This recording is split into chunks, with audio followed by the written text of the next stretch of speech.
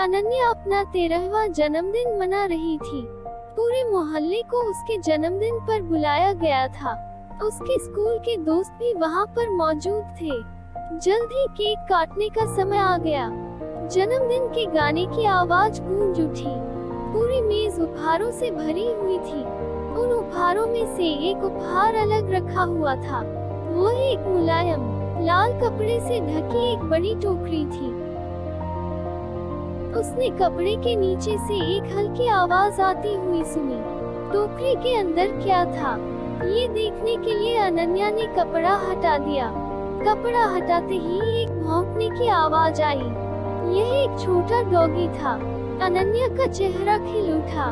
उसने कभी नहीं सोचा था कि इतने साल के बाद आज उसके जन्मदिन पर उसकी यह इच्छा पूरी हो जाएगी। उस दिन से अनन्या और सिम्बा हमेशा एक साथ हैं। 3 साल हवा की तरह उड़ गए और समय के साथ उनका बंधन भी मजबूत होता चला गया।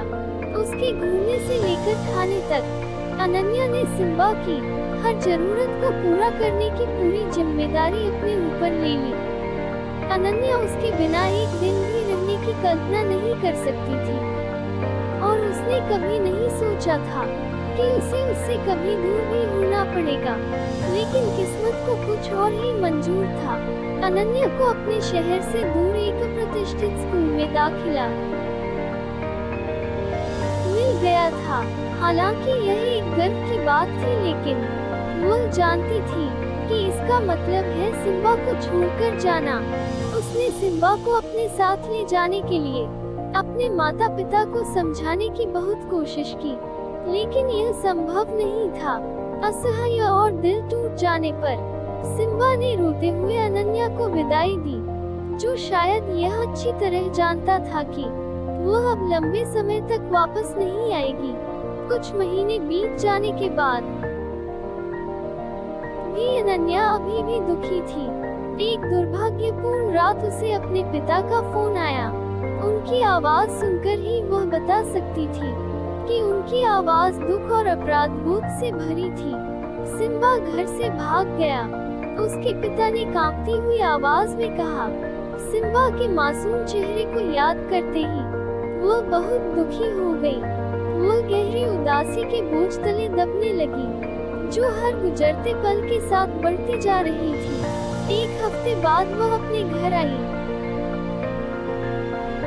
सिम्बा के खिलौने और खाने का कटोरा देखकर अनन्या फूट फूट कर रोने लगी।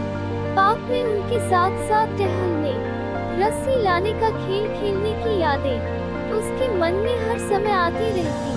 अपने मन को शांत करने के लिए उसने पार्क में टहलने जाने का फैसला किया। बाहर निकलते समय अनन्या ने सिम्बा का पट्टा अपने हाथ में पकड़ लिया। यह उसे करीब महसूस करने का उसका अपना तरीका था। पार्क में जाकर वह एक बेंच पर बैठ गई और दूसरों को उनके पालतू जानवरों के साथ टहलते हुए देखने लगी। वह अपनी यादों में इतना खोई हुई थी कि उसने ध्यान ही नहीं दिया कि एक कुत्ता उसकी ओर दौड़ते हुए उसे देखकर अपनी पूंछ को हिलाते हुए और जीभ को बाहर लटकाते हुए आ रहा था। वह नहीं बता सकती थी कि वो कौन था। एक पल के लिए उसकी आंसुओं से भरी हुई आंखों ने उसके सामने के नजारे को धूमिल कर दिया था। फिर उसने उसे सुना। वो भौंक रहा था। अपनी भावनाओं को नियंत्रित करने में असमर्थ सिम्बा उसकी गोद में कूद गया। कई दिनों से वो उसकी तलाश कर रहा था, उसकी गंध को खोजने की कोशिश कर रहा था।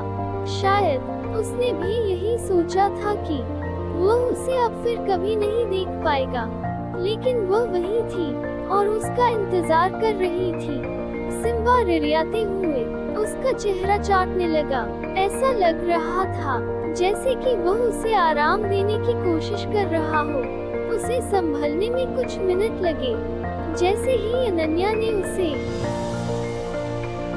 उसका पट्टा बांधा, उसने अपने सिर को हिलाया और अपनी पूंछ लहराई। इसका केवल एक ही मतलब था, ये घर वापस जाने का समय था। तो दोस्तों, कैसी लगी आपको आज की यह कहानी? नीचे कमेंट बॉक्स में हमें जरूर बताएं।